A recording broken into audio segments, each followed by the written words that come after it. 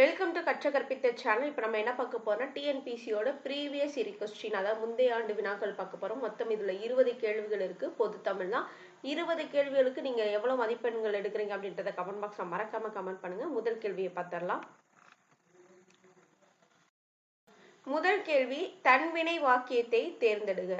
Option A, அப்பூதியடிகள் நான்மறை கற்கவில்லை. Option B, அப்பூதியடிகள் நான்மறை கற்றார். ஆப்ஷன் சி, அப்பூதியடிகள் நான்மறை கற்பித்தார். ஆப்ஷன் டி, அப்பூதியடிகள் நான்மறை இது வரைன்னு இருக்கு, மறை கற்றாரா. இந்த 4 ஆப்ஷன்ல தன்வினை வாக்கியம் எதுன்னு கேட்டிருக்காங்க. இதற்கான விடை ஆப்ஷன் பி, அப்பூதியடிகள் நான்மறை கற்றார் அப்படின்னு. அப்ப மீத 3 வாக்கியங்கள் என்னன்னு பார்த்தலாமா? அப்பூதியடிகள் நான்மறை இல்ல நான்மறை வரும். கற்பித்தார் அப்படின்றது பிறர்வினை வாக்கியம். அப்பூதியடிகள் நான்மறை கற்கவில்லை அப்படின்றது எதிர்மறை வாக்கியம். அப்பூதியடிகள் நான்மறை கற்றார், ஆப்போசிட்டா தான் சொல்லியிருக்காரு, கற்கவில்லை, அப்ப எதிர்மறை வாக்கியம். கற்றார் அப்படின்றது தன்வினை வாக்கியமா பார்த்தோம். அப்பூதியடிகள் நான்மறை கற்றாரா அப்படின்றது கொஸ்டின் வந்திருக்கு, இது வினா வாக்கியம். அடுத்து இரண்டாவது கேள்வி, தாழ்பூந்துறை என்ற சொல்லுக்குரிய இலக்கண குறிப்பு தருக. ஆப்ஷன் ஏ, ஏவல் வினைமுற்று. ஆப்ஷன் பி, உரி சொற்றொடர். ஆப்ஷன் சி, பண்புத்தொகை. ஆப்ஷன் டி, வினைத்தொகை. தாழ்பூந்துறை அப்படின்ற சொல்லுக்குரிய இலக்கண குறிப்பு. இதற்கான விடை என்னன்னு பாத்தீங்கன்னா ஆப்ஷன் டி, வினைத்தொகை அப்படின்னு சொல்லியிருக்காங்க.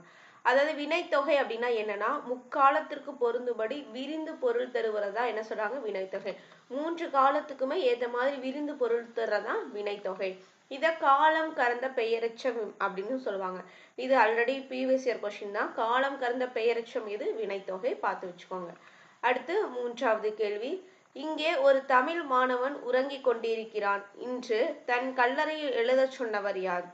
இங்கே ஒரு தமிழ் மாணவன் உறங்கிக் கொண்டிருக்கிறான் என்று தன் கல்லறையில் எழுதச் சொன்னவர் யார்? Option A, Caldwell. Option B, G U. Pope. Option C, Veeramamunivar. Option C, ஸ்டெர்லி. இதற்கான விடை ஆப்ஷன் பி, ஜி.யு. போப். இங்கே ஒரு தமிழ் மாணவன் உறங்கிக் கொண்டிருக்கிறான் என்று தன் கல்லறையில் எழுத சொன்னவர் யாரு? Option B, G U. Pope. G U. Pope Kannada நாட்டை சேர்ந்தவர். தன்னோட இறப்புக்கு பின்னாடி தன்னோட கல்லறைகளை இங்கு ஒரு தமிழ் மாணவன் உறங்கிக் கொண்டிருக்கிறான் அப்படின்ற வாசகத்தை இடம்பெற வேணும்னு சொல்லியிருப்பார். தாம் கல்லறைக்கு செலவிடும் ஒரு தொகையை ஒரு சிறு பகுதியாவது தமிழ் மக்களின் நன்கொடைக்கு அமைய வேண்டும்னு சொல்லியிருப்பார். தான் மொழிபெயர்த்து வெளியிட்ட திருக்குறள் மற்றும் திருவாசகத்தை தன்னை அடக்கம் செய்யும் போதே கல்லறையுடன் வைக்க வேண்டும் அப்படின்னு சொல்லிட்டு இவரோட 3 விருப்பங்களும் நிறைவேற்றப்பட்டது. அப்ப இவரோட 3 விருப்பம் என்ன? கல்லறையில இங்க ஒரு தமிழ் மாணவன் உறங்கி கொண்டிருக்கிறான் அப்படின்னு வாசகம் இடம்பெறணும்னு சொல்லியிருக்காங்க. தமது கல்லறையில் செலவிடப்படும் தொகைக்கு ஒரு சிறு பகுதியாவது தமிழ் மக்களோட நன்கொடைக்கு அமையணும்னு சொல்லியிருப்பாரு. மூன்றாவது, தாம் மொழிபெயர்த்த திருக்குறள் மற்றும் திருவாசகத்தை அடக்கம் செய்யும் போது அவரோட கல்லறையில வைக்கணும்னு சொல்லியிருப்பாரு. அடுத்து நான்காவது கேள்வி, சால தவ முதலிய உரிச்சொற்களுக்கு பின் வல்லினம் மிகுமா? ஆப்ஷன் ஏ, மிகும். ஆப்ஷன் பி, மிகாது. ஆப்ஷன் சி, சில இடங்களில் வரும். ஆப்ஷன் டி, சில இடங்களில் வராது. சால தவ அப்படின்ற உரி சொற்களின் பின் வல்லினம் இதுக்கான விடை என்னன்னு பாத்தீங்கன்னா ஆப்ஷன் ஏ, வல்லினம் மிகும். அப்ப சால தவ முதலிய உரி சொற்களுக்கு பின்னாடி வல்லினம் என்ன பண்ணும்? மிகும். இந்த மாதிரி கொஸ்டின்ஸும் அடிக்கடி கேட்டிருக்காங்க. அடுத்து இலக்கண குறிப்பு தருக. கங்கையும் சிந்துவும் அப்படின்னு சொல்லியிருக்காங்க. கங்கையும் சிந்துவும். இதற்கான ஆப்ஷன் ஏ, உண்மை தொகை. ஆப்ஷன் பி, பெண்பால் பெயர்கள். ஆப்ஷன் சி, எண்ணுமை. ஆப்ஷன் டி, அன்மொழி தொகை. இதற்கான விடை ஆப்ஷன் சி, எண்ணுமை. அப்ப இலக்கண குறிப்புல கங்கையும் சிந்துவும் அப்படின்னா எண்ணுமை. அடுத்து ஆறாவது கேள்வி, சித்தர்களில் ஆதி சித்தராக கருதப்படுபவர் யார்? சித்தர்களில் ஆதி சித்தராக கருதப்படுபவரா யார்? பாம்பாட்டி சித்தர், திருமூலர், போக கோரக்கர். இதற்கான விடை ஆப்ஷன் பி, திருமூலர். சித்தர்களின் ஆதி சித்தராக கருதப்படுவர் யாரு? திருமூலர். அடுத்து ஏழாவது கேள்வி, வாழ்வினில் செம்மை செய்பவளை நீயே என்ற பாடலை தமிழ் வாழ்த்தாக ஏற்றுக்கொண்டுள்ள அரசு எது? வாழ்வில் செம்மையை செய்பவள் நீயே என்று பாடலை தமிழ் வாழ்த்தாக ஏற்றுக்கொண்ட அரசு எது? ஆப்ஷன் ஏ, தமிழ்நாடு அரசு. ஆப்ஷன் பி, புதுவை அரசு. ஆப்ஷன் சி, பிரெஞ்சு அரசு. ஆப்ஷன் டி, ஆங்கில அரசு. இதற்கான விடை ஆப்ஷன் பி, புதுவை அரசு. வாழ்வின் செம்மை செய்பவளை நீயே என்ற பாடலை தமிழ் வாழ்த்தாக ஏற்றுக்கொண்டது புதுவை அரசு. இந்த பாடலை பாடியவர் யார் அப்படின்னா பாரதிதாசர். அடுத்து எட்டாவது கேள்வி, வேய்புரை தோல் என்ற ஊமை தொடருக்கு பொருள் தருக. தென்னை போன்ற தோல், பழுங்கு போன்ற தோல், மூங்கில் போன்ற தோல், வாழை போன்ற தோல். இதற்கான ஆன்சர் என்ன? ஆப்ஷன் சி, மூங்கில் போன்ற தோல். வேய் அப்படின்னாலே மூங்கில்னு அர்த்தம். வேய் அப்படின்னாலே என்னதுன்னா பொருள் மூங்கில். அப்போ மூங்கில் போன்ற தோல்னு சொல்லியிருக்காங்க. அடுத்து 8வது கேள்வி முடிச்சா 9வது கேள்வி. பிறவினை சொற்றொடரை கண்டறிக. எழிலரசி சிலப்பதிகாரம் கற்றாள். ஆப்ஷன் பி, எழிலரசியால் சிலப்பதிகாரம் கற்பிக்கப்பட்டது. ஆப்ஷன் சி, எழிலரசி சிலப்பதிகாரம் கல்லாள். ஆப்ஷன் டி, எழிலரசி சிலப்பதிகாரம் கற்பித்தாள். இதுல பிறவினை சொற்றொடரை கண்டறிக அப்படின்னு சொல்லியிருக்காங்க. அப்போ இதுக்கான விட ஆப்ஷன் டி, எழிலரசி சிலப்பதிகாரம் கற்பித்தாள். ஒருத்தவங்களுக்கு சொல்லி கொடுத்துருக்கப்ப இது பிறவினை சொல். அப்ப தன்வினை சொல் என்னன்னா எழிலரசி சிலப்பதிகாரம் கற்றாள் தன்வினை. எழிலரசியால் யாழ் வருதா, அப்போ சிலப்பதிகாரம் கற்பிக்கப்பட்டது செய்யப்பட்டு வினை. அடுத்து எழிலரசி சிலப்பதிகாரம் கல்லாள் இருக்குல்ல, அது எதிர்மறை தொடர். அப்போ கற்றாள் அப்படின்றது தன்வினை, எழிலரசியால் சிலப்பதிகாரம் கற்பிக்கப்பட்டது அப்படின்றது செய்யப்பட்டு வினை, எழிலரசி சிலப்பதிகாரம் கல்லாள் அப்படின்றது எதிர்மறை ஆப்போசிட்ட சொல்லியிருக்காங்க. எழிலரசி சிலப்பதிகாரம் கற்பித்தாள் அப்படின்றதா பிறவினை. அடுத்து 10வது கேள்வி. செங்கீரை பருவம் பிள்ளை தமிழில் எந்த பருவமாக விளங்குகிறது? ஆப்ஷன் ஏ 2ஆம் பருவம், ஆப்ஷன் பி 5ஆம் பருவம், ஆப்ஷன் சி முதற் பருவம், ஆப்ஷன் டி 3ஆம் பருவம். இதற்கு விட ஆப்ஷன் ஏ 2ஆம் பருவம். அப்ப செங்கீரை பருவம் அப்படின்றது பிள்ளை தமிழ் எத்தனாவது பருவமா இருக்கு? 2ஆம் பருவமா இருக்கு. அடுத்து 11வது கேள்வி. அகர வரிசைப்படுத்துக. இந்த கேள்வியை பாஸ் பண்ணி எழுதுங்க. இதுக்கான சரியான விடை ஆப்ஷன் சி. அகர வரிசைப்படுத்து இதுக்கு சரியான விடை ஆப்ஷன் சி. நீங்க பாஸ் பண்ணி கவனமா பார்த்து எழுதுங்க. அடுத்து 12வது கேள்வி. பாகற்காயை பிரித்து எழுதுக.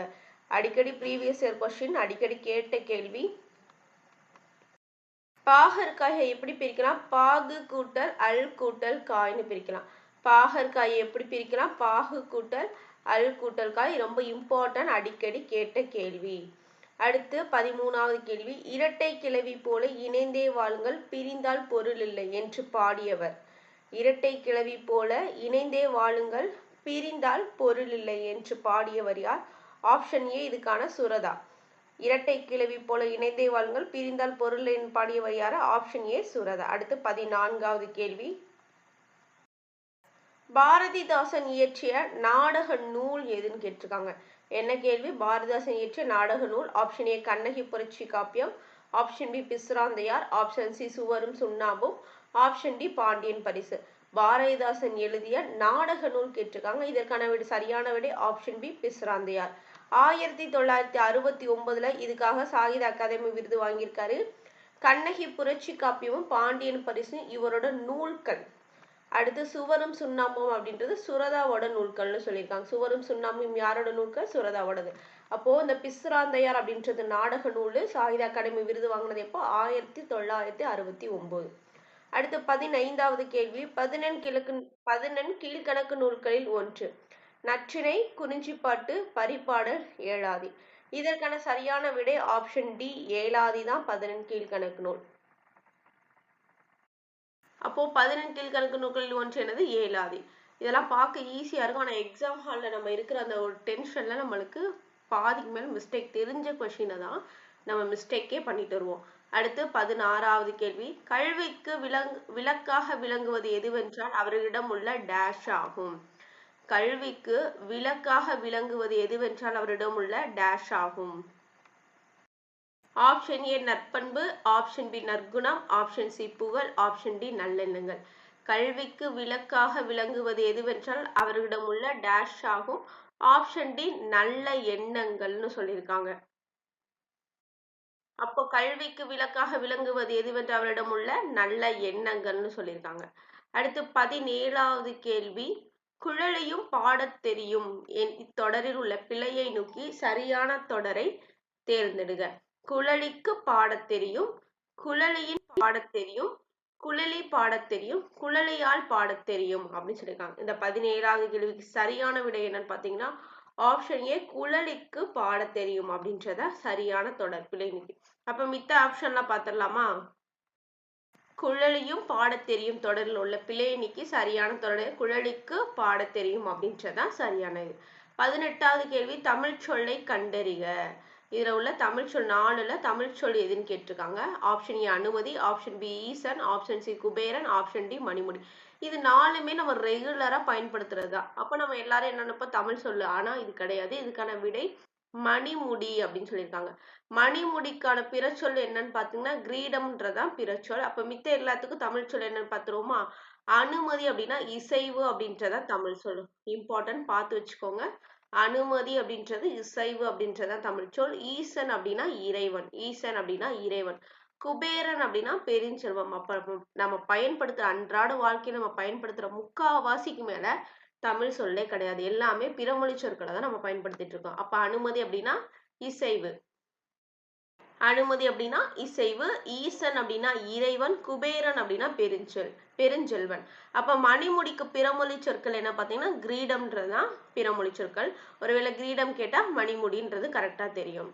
அடுத்து பொருந்தாத இணையை சுட்டுக. கீழே குறிஞ்சி யாமம், முல்லை மாலை, மருதம் நண்பகல், நெய்தல் ஏற்பாடு.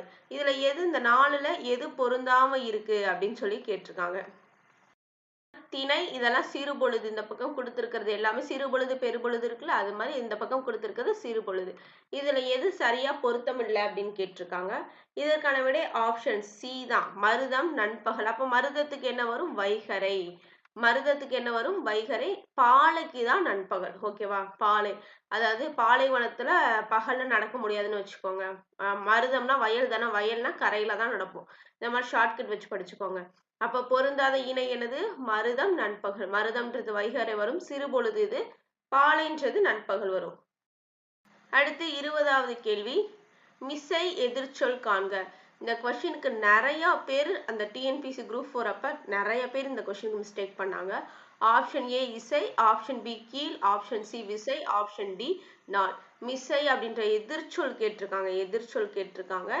இதுக்கான ஆப்ஷன் என்னன்னா ஆப்ஷன் பி கீழ். அப்ப மிசை அப்படின்னா அதோட பொருள் என்னன்னா மேல் அப்படின்னு சொல்லியிருக்காங்க. அப்போ மேலுக்கு ஆப்போசிட் என்னது? கீழ். அதுதான் சொல்லியிருப்பாங்க. மிசை அப்படின்றது எதிர்ச்சொல் என்னது? கீழ் அப்படின்னு. இதுல மொத்தம் 20 கேள்விகளுக்கு இந்த 20 கேள்வி திரும்ப திரும்ப பாருங்க. அப்போ உங்களுக்கு ஃப்ரீ டைம் கிடைக்கும் போது 20க்கு நீங்க எவ்வளவு மதிப்பெண்கள் எடுக்கிறீங்க நோட் பண்ணி வச்சுக்கோங்க. நம்ம என்ன தப்பு பண்றோமோ அதை ரிப்பீட்டடா பாக்குறதுக்காக நோட் பண்ணி வச்சுக்கோங்க. இந்த வீடியோ பிடிச்சிருந்துச்சு அப்படின்னா லைக் பண்ணுங்க. உங்க ஃப்ரெண்ட்ஸ்க்கு மறக்காம இதை ஷேர் பண்ணுங்க. நம்ம சேனல் இப்பதான் புதுசா பாக்குறீங்க அப்படின்னா சப்ஸ்கிரைப் பண்ணிக்கோங்க. நன்றி.